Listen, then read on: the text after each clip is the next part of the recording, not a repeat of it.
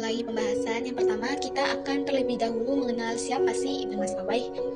Ibnu Maskawi atau yang bernama asli Abu Ali Ahmad bin Muhammad Al-Maskawi adalah seorang filsuf, penulis, dan pemikir muslim yang lahir pada abad ke-10 di Persia. Beliau dikenal sebagai salah satu tokoh penting dalam pemikiran etika dan moralitas dalam tradisi Islam. Karyanya banyak membahas tentang tema-tema seperti kesempurnaan manusia, akhlak, dan hubungan antara jiwa dan tubuh. Salah satu karyanya yang paling terkenal adalah Tadhib al-Akhlaq atau penyempurnaan akhlak, di mana ia membahas berbagai aspek moral dan etika, serta bagaimana individu dapat mengembangkan karakter yang baik. Sebelum kita menuju ke inti pembahasan, yang pertama saya akan mengawali terlebih dahulu mengenai pengertian manusia. Apa sih manusia itu tersendiri?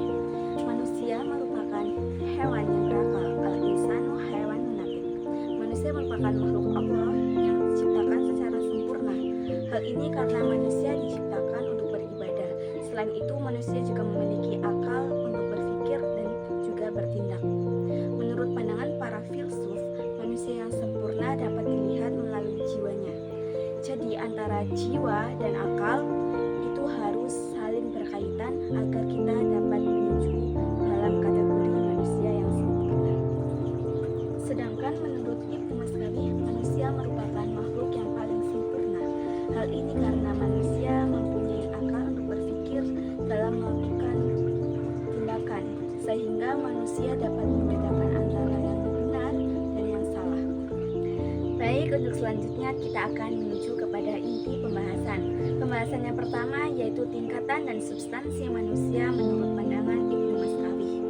Kesempurnaan manusia menurut pandangan Ibnu Maskawi terdiri dari dua tingkatan. Tingkatan yang pertama yaitu tingkatan daya teoritis dan yang kedua yaitu daya praktis.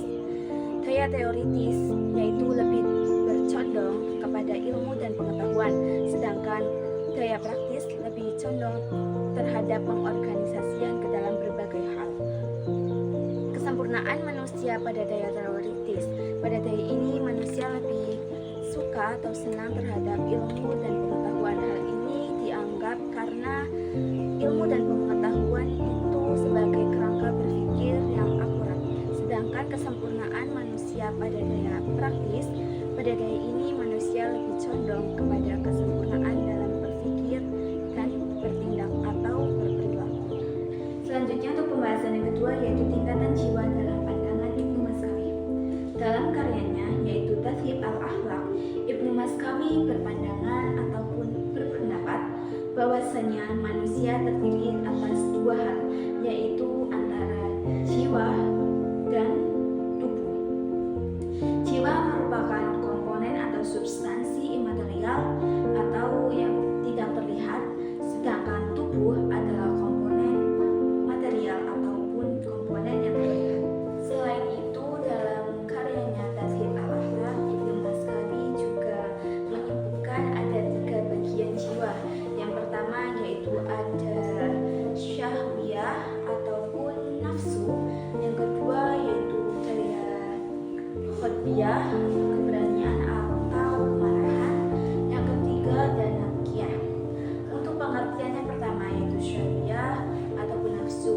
Pada daya ini lebih cenderung kepada sifat biologis manusia yang seperti hanya ingin memenuhi kebutuhan secara indrawi, contohnya makan, minum, seks, dan lain-lain.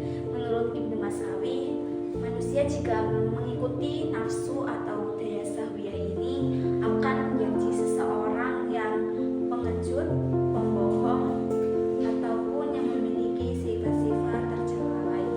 Yang kedua yakni daya amarah atau keberanian atau qudiyah yang berasal dari bahasa Arab qadab yang berarti marah. Pada daya ini lebih cenderung kepada binatang buas yang ingin atau berambisi mendapatkan